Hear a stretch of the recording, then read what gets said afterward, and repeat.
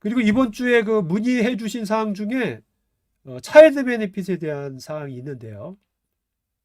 이러신 분들이 있어요. 그 차일드 베네핏을 이제 받다가 아시다시피 차일드 베네핏은 그 부부 소득 신고 기준이거든요. 그러니까 부부의 소득을 보고 그 부부의 가구당 소득을 보고 이제 차일드 베네핏이 산정이 돼요. 근데 그렇기 때문에 부부 모두가 세금 신고를 하지 않으면 차일드 베네핏을 받으실 수가 없어요.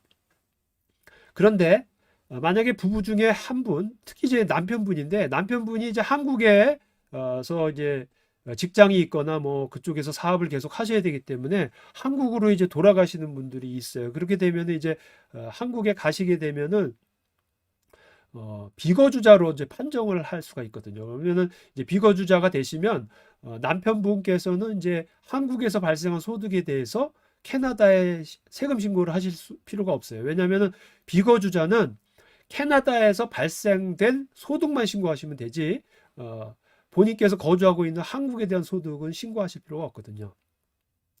물론 한국에 계신다고 하더라도 경우에 따라서는 캐나다 거주자이신 분도 있어요. 그런 분은 한국 소득도 신고해야 되고 캐나다 소득도 신고하고 두 개 다 신고해야 되지만 아주 그냥 한국으로 가셔서 뭐 캐나다에 뭐 당분간은 돌아올 그런 계획이 없다. 그러면 이제 비거주자로 해서 그냥 세금 신고 안 하고 이제 그렇게 가시는 분이 있거든요.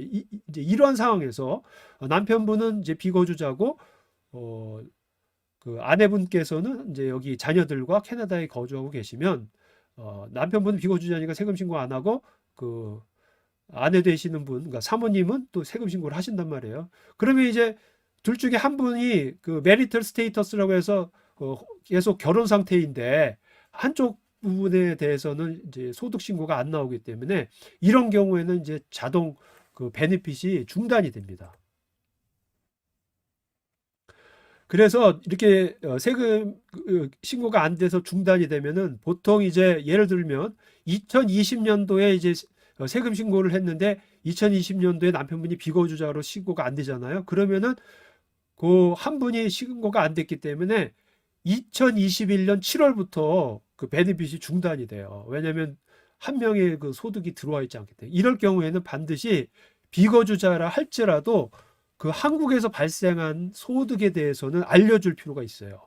물론 그거에 대해서는 세금은 안 내죠. 세금 신고는 아니고 별도의 양식을 통해서 비거주자인 배우자가 한국에서 있을 경우에는 그 소득 금액을 가지고 연평균 그 세율을 세율이 아니고 환율을 곱해 가지고 이제 신고를 하셔야 됩니다. 그래야지만 차일드 베니핏을 받으실 수가 있어요.